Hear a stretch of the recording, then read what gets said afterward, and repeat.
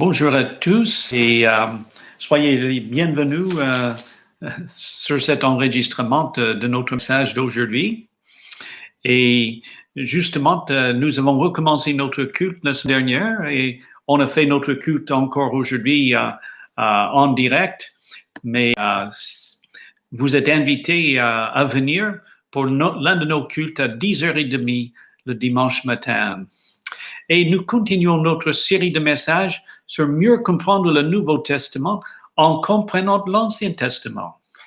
Nous avons vu 4 promesses faites à Abraham la semaine dernière qui traversent la Bible. Dieu a promis à Abraham de faire de lui une grande nation, de lui donner un pays, et il lui a promis aussi un grand nom, et qu'il serait une bénédiction pour toutes les familles de la terre. Et aujourd'hui, nous voulons considérer Jacob, mais il a un autre nom plus connu, Israël. Et c'est un personnage fascinant dans la Bible à cause de son désir d'avoir des bénédictions de Dieu. C'est lui qui profite de la faim de son frère Ésaü pour dérober le droit d'aînesse en échange pour un repas. C'est lui qui trompe son père en prétendant d'être le frère aîné Ésaü. Et c'est aussi lui qui a été trompé quand il se réveillait le lendemain de son mariage et il se trouvait dans le lit avec la sœur de la femme qu'il a dû épouser. Quelle surprise pour lui. Mais pourquoi Israël est-il important pour comprendre le Nouveau Testament? Et aujourd'hui, nous voulons parler surtout des grandes leçons de grâce que nous apprenons de la vie d'Israël. Israël, Jacob, montre bien que la grâce n'est pas méritée. Dans Romains chapitre 9, verset 11, nous lisons là que justement, avant que les enfants naissent, les 2 enfants, Ésaü et Jacob, le texte dit là, les enfants n'étaient pas encore nés et ils n'avaient fait ni bien ni mal, et justement, portant afin que le dessein de Dieu demeure selon l'élection, qui dépend non des œuvres, mais de celui qui appelle. Et il dit plus loin que justement, l'aîné serait asservi au plus jeune. Mais tout ça arrivait avant leur naissance. Et Romains chapitre 11, versets 5 et 6 parle aussi de cette élection selon la grâce. Quand on parle de la grâce, on parle de cette faveur imméritée de la part de Dieu. Et donc, l'élection est selon la grâce.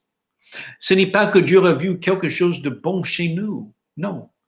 C'est pas quelque chose de mérité. Et ce n'est pas alors selon nos œuvres. Et que son élection est par grâce, sans mérite de sa part, est évidente par son comportement. Quand Isaac, père d'Ésaü et de Jacob, voulait donner la bénédiction à Ésaü, Jacob se déguisait comme son frère et mentait à son père disant qu'il était Ésaü afin de dérober la bénédiction. Jacob n'était pas alors d'une très grande spiritualité. On ne voit pas souvent non plus en train de bâtir un autel pour adorer Dieu. Et justement, en quittant ses parents, après avoir dérobé la bénédiction, il a eu un rêve, il a fait un rêve où il a vu des anges monter et descendre une échelle.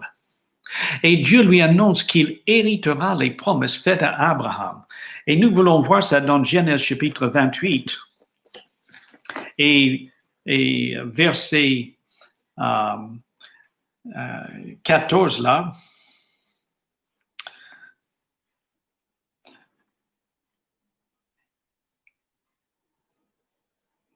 Verset 14, ta descendance sera innombrable, comme la poussière de la terre. Tu étendras à l'ouest et à l'est et et au nord et au sud, et toutes les familles de la terre seront bénies en toi et en ta descendance. Voici, je suis moi-même avec toi, je te garderai partout où tu iras, et je te ramènerai dans ce territoire, car je ne t'abandonnerai pas avant d'avoir accompli ce que je t'ai dit. Et il promet à lui alors la promesse que toutes les familles de la terre seraient bénies à travers sa descendance. Il sera innombrable comme une nation. Et quelle est la réponse à cette grâce que Dieu lui offre? Jacob fit un vœu en disant, si Dieu est avec moi et me garde sur la route où je vais, s'il me donne du pain à manger et des habits pour me vêtir, et si je retourne en paix à la maison de mon Père, alors l'Éternel sera mon Dieu. Il hésite à s'engager avec Dieu, malgré les grandes promesses que Dieu lui avait données. D'autre part, Jacob perturbe sa famille par ses préférences de personnes.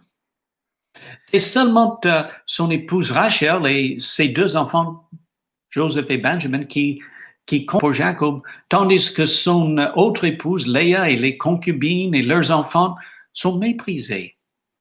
En fait, on peut dire que sa famille est un désastre avec l'immoralité, avec le ventre de Joseph par ses autres frères. Mais Dieu œuvre dans le cœur de Jacob. Au chapitre 32, Jacob a lutté contre un homme toute une nuit, mais il a compris enfin que cet homme était Dieu. Comme beaucoup de personnes, Jacob luttait contre ce qu'il pensait être un homme, mais en réalité, il luttait contre Dieu. Et c'est comme ça dans la vie de beaucoup de personnes dans notre monde.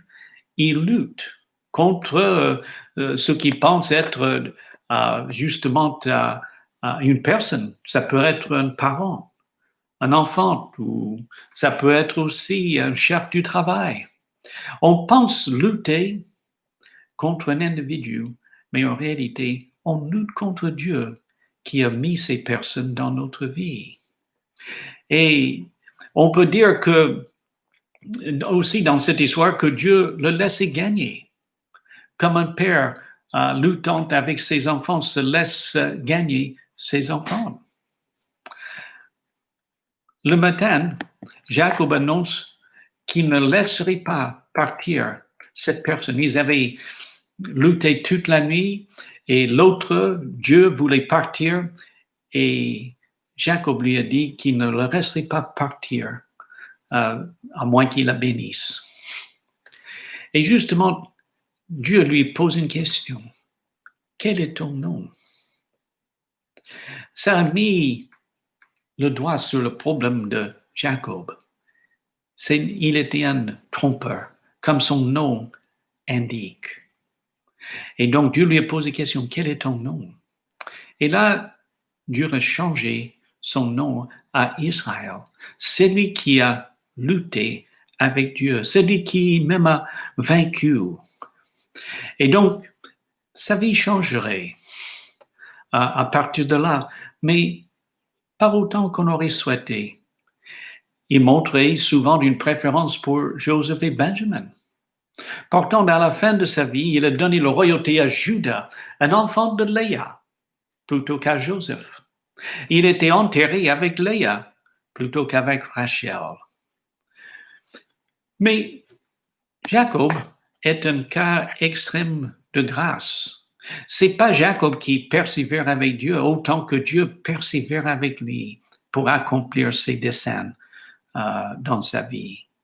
Comme Dieu se servit des épreuves pour transformer Jacob, il fait la même chose dans notre vie. Et je connais des personnes qui ont été transformées à travers leur maladie. Elles ont commencé à vraiment chercher Dieu et être transformées par sa grâce. Et ce que Dieu a fait pour Jacob est un encouragement pour nous tous. Dieu ne cesse de nous chercher et chercher de nous transformer à son image. Mais la grâce n'est pas quelque chose de passif.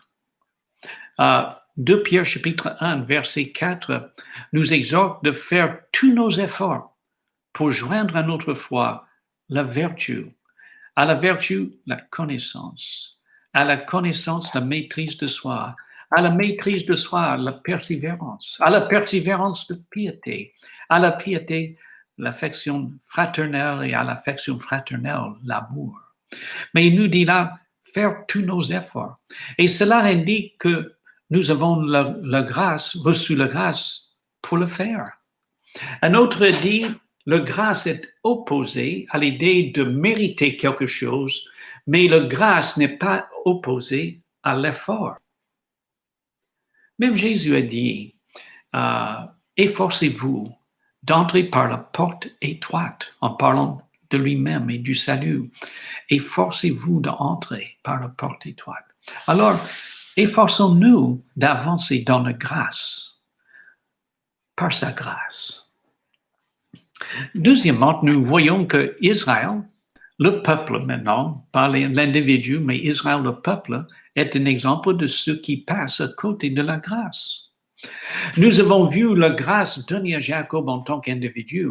En ce qui concerne la nation, il y avait des hommes pieux qui cherchaient Dieu comme Samuel, David, Asa, Josaphat, Ézéchias et Josias. Pourtant, beaucoup d'Israël sont passés à côté de la grâce de Dieu. La nation montre souvent l'exemple de l'homme en rébellion contre Dieu. Même dans le désert, avant que Moïse descendait avec les 10 commandements, les Israélites étaient en train d'adorer un faux Dieu.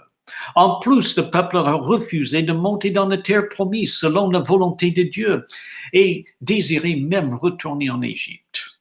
Dieu dit à Moïse dans Nombre 14, verset 11, « Jusqu'à quand ce peuple m'outragera-t-il?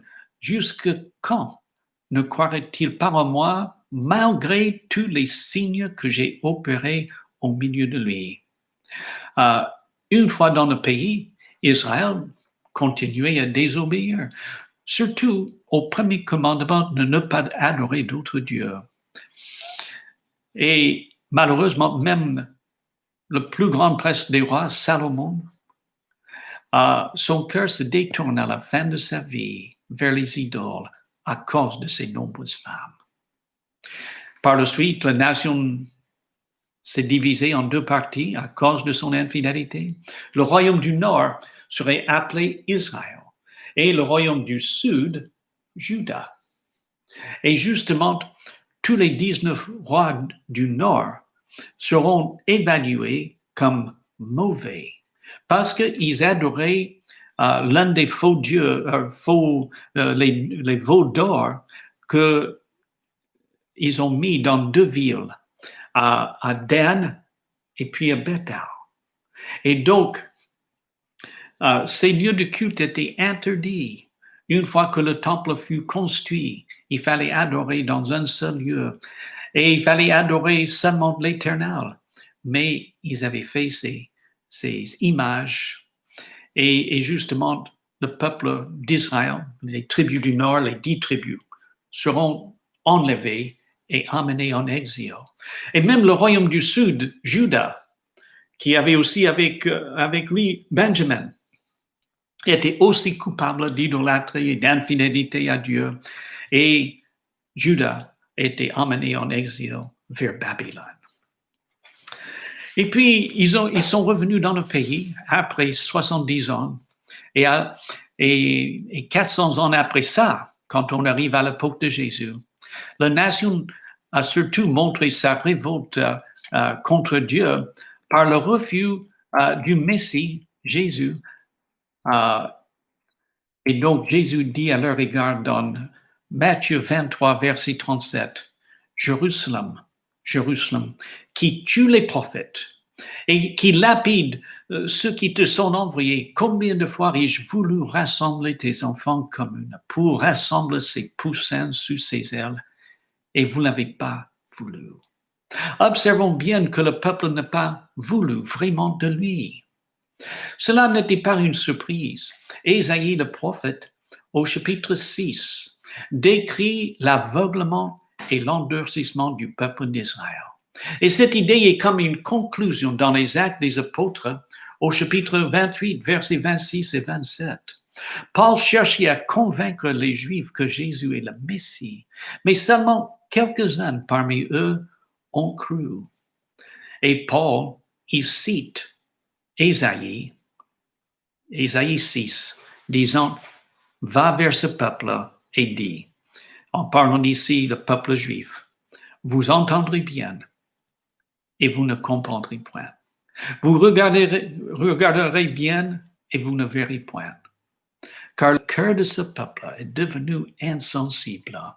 Ils se sont bouchés les oreilles, ils ont fermé les yeux, de peur de voir de leurs yeux, d'entendre de leurs oreilles, de comprendre de leur cœur, de se convertir et en sorte que je les guérisse. » Paul dirait aux Juifs qui refusaient l'Évangile que le salut irait vers les non-Juifs et ils écouteraient.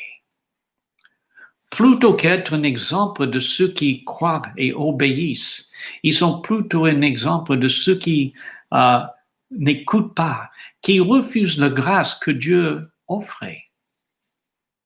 Le peuple ne voyait pas son besoin de changer de direction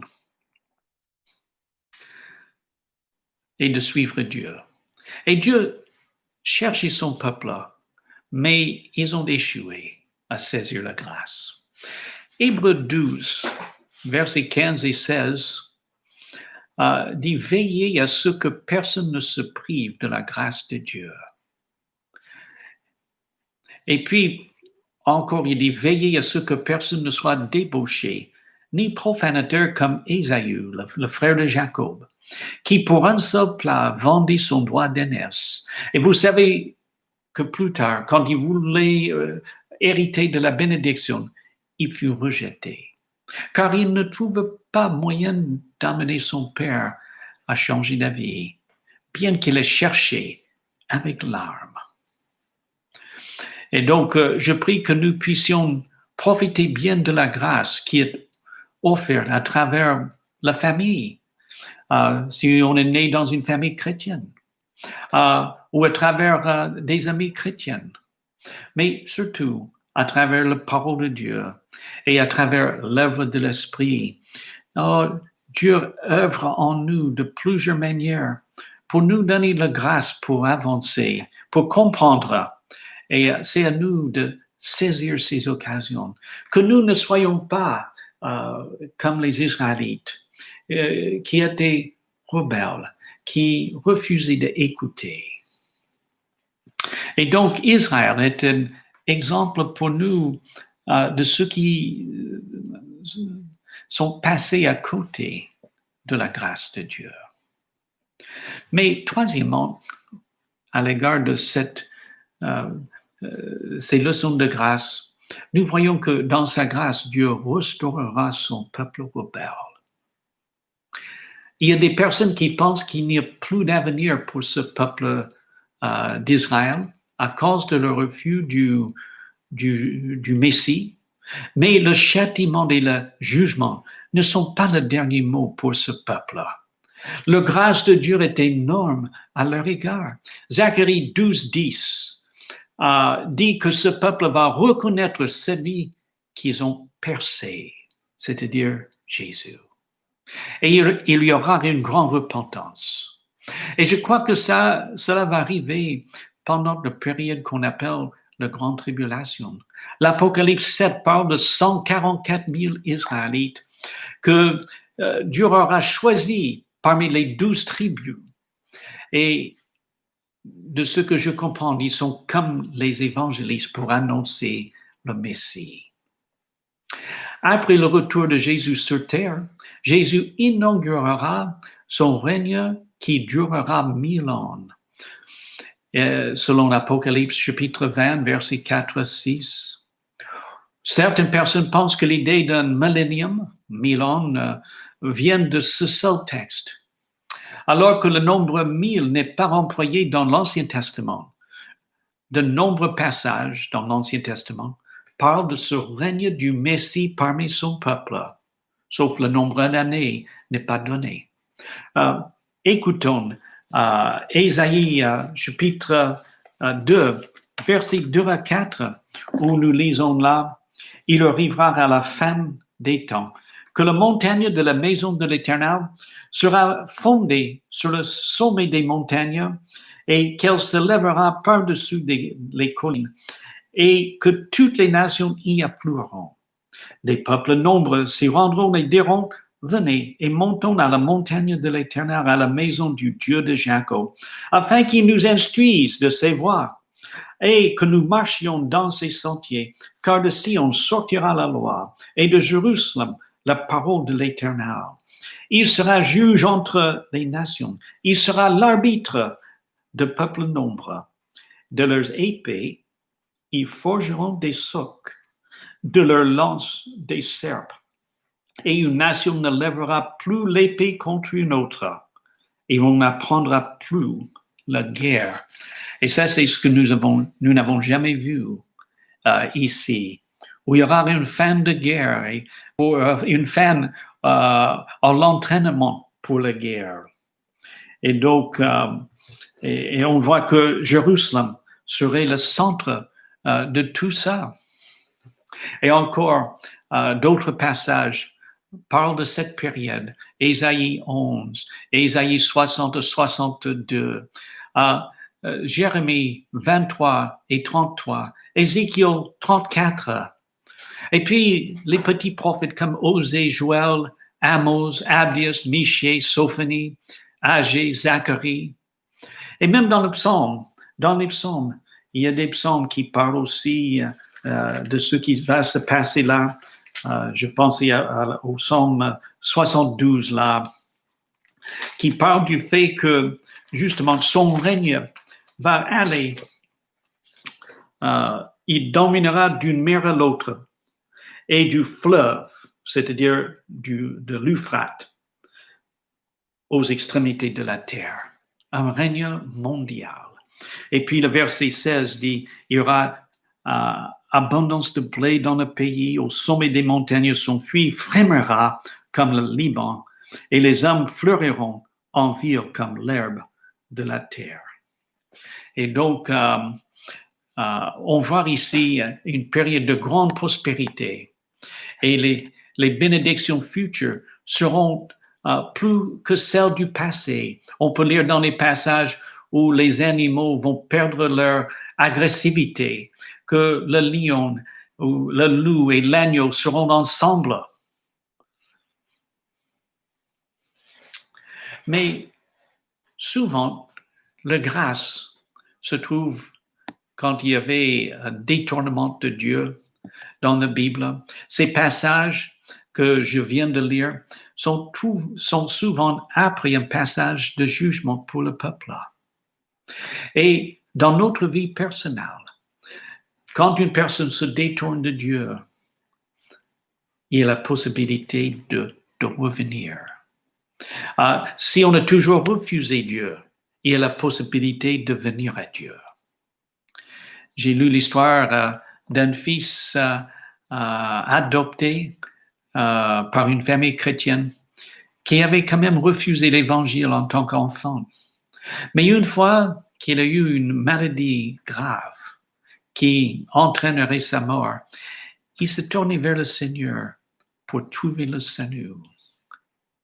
Et il pouvait même dire, grâce à sa maladie, il a trouvé la vie. Et donc, aujourd'hui, si vous avez besoin de revenir à Dieu, il y a cette opportunité d'être restauré et de vivre pour lui. Et donc, je vous encourage à faire ça si vous ne l'avez pas fait. Pour conclure, Israël est un exemple de la grâce de Dieu et en même temps, il nous donne des grandes leçons sur la grâce de Dieu. Il était choisi par Dieu avant qu'il naisse, avant qu'il ait pu faire quoi que ce soit. Et la nation est aussi un exemple de celui qui ne profitait pas de la grâce de Dieu qui lui a été donnée. Beaucoup d'Israël refusaient la grâce que Dieu leur a offerte. On peut qualifier le peuple d'Israël comme rebelle contre Dieu. Et cette rébellion et ce refus de la grâce de Dieu se voit surtout dans le rejet et leur crucifixion de Jésus-Christ. Israël est encore dans un état d'endurcissement spirituel. Mais nous, est-ce que nous sommes dans un état d'endurcissement, d'aveuglement? Que Dieu vous ouvre les yeux aujourd'hui pour que vous puissiez voir justement que Jésus-Christ, il est mort pour vous. Il vous offre la vie éternelle. Et si vous êtes un chrétien qui se détourne de Dieu, il vous offre le pardon et le retour. Et pour tout chrétien, Dieu est en train de vous éprouver, justement, pour que vous puissiez être transformés à l'image de Jésus-Christ. Les épreuves ne sont pas là pour nous vaincre, mais justement pour nous transformer. Et donc, nous avons en tant que chrétiens des belles promesses de la part de Dieu. Et la victoire est devant nous dans nos épreuves, car Dieu nous a donné son Saint-Esprit pour que nous puissions vivre d'une manière victorieuse chaque jour